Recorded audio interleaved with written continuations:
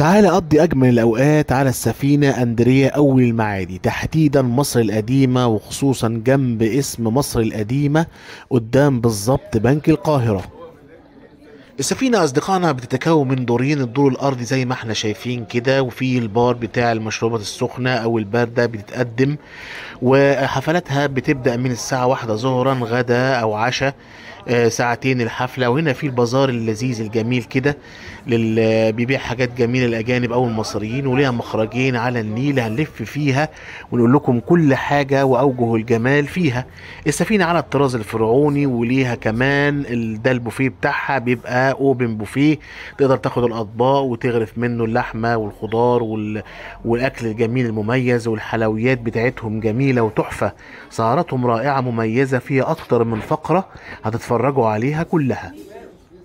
اما الدور التاني مخصص للناس اللي ما بيحبوش صخب الحفلات والفقرات مباشر، او يحبوا يسمعوه من بعيد كده وهم قاعدين قاعدة هادية مع بعض، يقدروا يتكلموا، يقدروا برضو هنا في البوفيه بتاعهم محطوط ليهم. وهنا كمان في الدور التاني في القعدة الاوبن اريا الجميلة اللي احنا شايفينها دي، تقدر تبص على النيل وتشوف معالم القاهرة الجميلة من رحلة النيل اللذيذة اللي بتوصل لحد التحرير وترجع. اما هنا بقى اتفتح البوفيه، وهنا جبنا الاكل بتاعنا زي ما احنا شايفين، اطباق وزي ما انت عايز. وخرجت كده في النيل اصور لكم المنظر الجميل التحفه دوت، والسفينه بتتحرك. كان بالليل، لكن طبعا التصوير بالنهار بيبقى افضل، لكن برضه بالليل بيبقى ليه جماله ورونقه، وانت بتشوف الاضواء المتلألئة وتتعرف على الاماكن الجميلة الراقية اللي ممكن كمان تروحها لوحدك من غير ما تكون في السفينة وتقعد فيها. وممكن كمان تاخد العشاء او الغداء وتقعد تشوف الاماكن الجميلة دي. وبتبدأ الفقرات اللذيذة الظريفة، واول فقرة من الفقرات بتبقى التنورة، ودي فقرة جميلة جدا وبيحبوها الاسر والعائلات.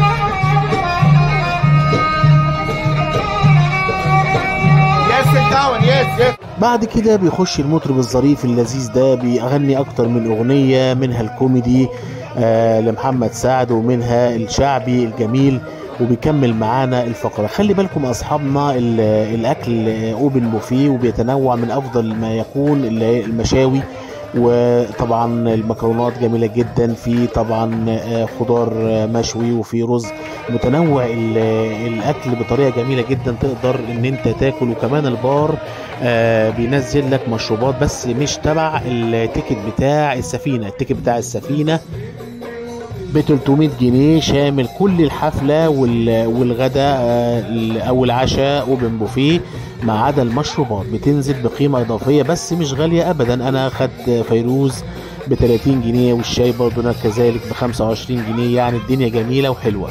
دي تاني فقرة من الفقرات، الرأس الشرقي طبعا، ودي اهم فقرة. الناس كلها بتبسطهم وبيكونوا كلهم بيصوروا مبسوطين، وبترقص كمان الجمهور، والناس بيبقوا مبسوطين جدا ومتفاعلين معاها زي ما احنا شايفين، تفاعل غير طبيعي.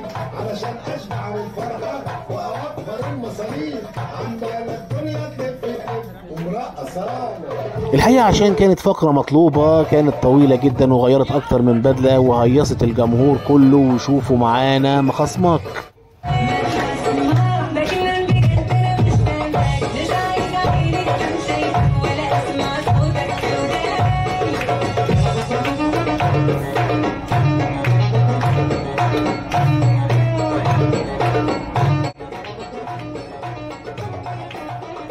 ما تنسوش الحفلات بتبدأ من 1 ظهرا، 3 ساعات، بتقعد ساعتين وتريح ساعة.